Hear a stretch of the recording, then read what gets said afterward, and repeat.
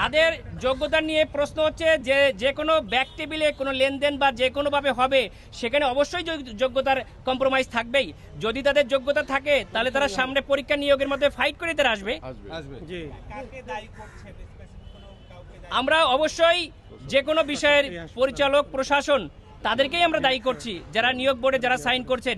আমরা আবারও বলছি যে এই হাসপাতালেরই একজন চিকিৎসক যাকে জাতির সামনে বিপর্যস্ত হতে হয়েছে, অসম্মানিত, লাঞ্ছিত হতে হয়েছে।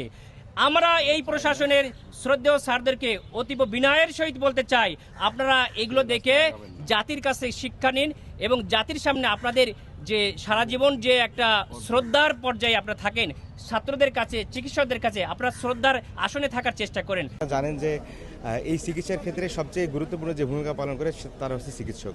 তো এই চিকিৎসকদের নিয়োগ অবশ্যই স্বচ্ছতার সাথে হওয়া উচিত, যেটা বর্তমানে আপনারা এই সমসাময়িক যে ইস্যুটা আপনারা দেখতেছেন যে রাতের আধারে যে 65 জন মেডিকেল অফিসার কোনো ধরনের পূর্ব নিয়োগ বা কোনো ধরনের মানে নোটিশ বা বিজ্ঞপ্তি বা কোনো ধরনের পরীক্ষা ছাড়াই কিন্তু নিয়োগ দেওয়া হয়েছে নিজের ইচ্ছা মতো।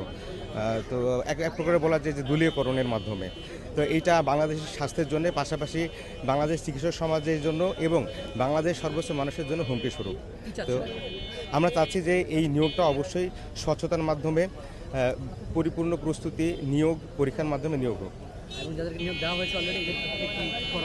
এদের ক্ষেত্রে করণীয় আমরা আমাদের যে শ্রদ্ধেয় স্যার ম্যাডাম যারা আছেন, যারা এই নিয়োগের সাথে সম্পৃক্ত আছেন, তাদের কাছে অনুরোধ করব যে আপনারা এই জিনিসটা অতি সত্বর এর বিরুদ্ধে পদক্ষেপ নেবেন এবং স্বচ্ছতার সাথে মেধাবীদের নিয়োগ দেবেন।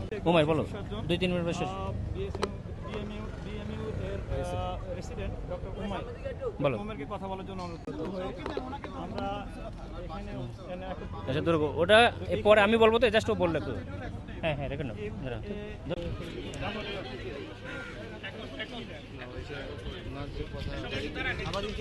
ভাইয়াকে কেউ ধরেন না, এই যে ভাইয়া ভাইয়া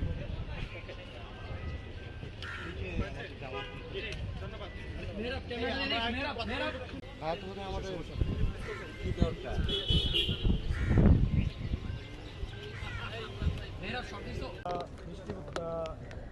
দৃষ্টিতে এসেছে, এটার প্রতিবাদের জন্য এদিকে এবং নিয়োগের স্বচ্ছতার জন্য আমরা সচেতন